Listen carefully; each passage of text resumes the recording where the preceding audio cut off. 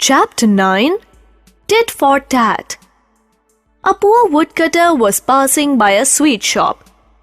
Aha! He suddenly stopped at the shop. What a pleasing smell is coming out of this shop! There are mouth-watering sweets in the trays. I don't have money to buy any of those delicious sweets. So I'll just enjoy this sweet smell, which is really the pleasant smell of all kinds of sweets. And the poor woodcutter took strong sniffs of the smell. The shopkeeper saw this. He decided to make a little money out of it. Hey! He said loudly. What are you doing here? I'm just smelling your sweets, sir. The woodcutter replied. Do you like it? The shopkeeper asked. I do, said the woodcutter. I am enjoying it, sir.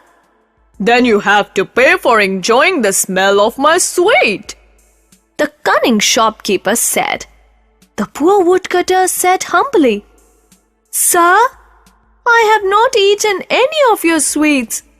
But you have enjoyed the smell, shouted the shopkeeper. And smelling is as good as eating. You must pay me 50 rupees. 50 rupees? The poor man said. His eyes were opening wide. I don't have even 50 paise. Come on. The shopkeeper was angry. Pay it up. Meanwhile, a young man was watching the incident. He took the woodcutter aside. He put a few small coins in the woodcutter's pocket.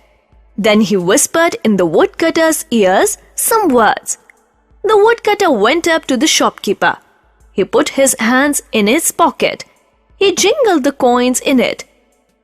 Did you hear the sound of my coins, sir? He asked the shopkeeper. Yes, said the shopkeeper. Well then, I have paid you for the smell of your sweets. The woodcutter pointed out. Nonsense! The shopkeeper was angry. I have only heard the sound of your coins. I have not received them. Hearing is as good as receiving, sir, the woodcutter said with a smile. The young man came to the woodcutter's help.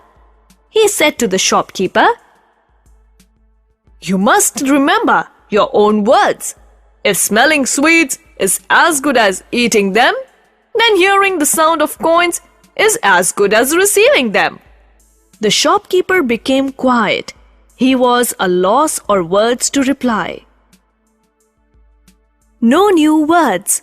Suddenly, unexpectedly, humbly, respectfully, jingled, tinkled, pleasing, pleasant, shouted, yelled, rather, to a certain extent.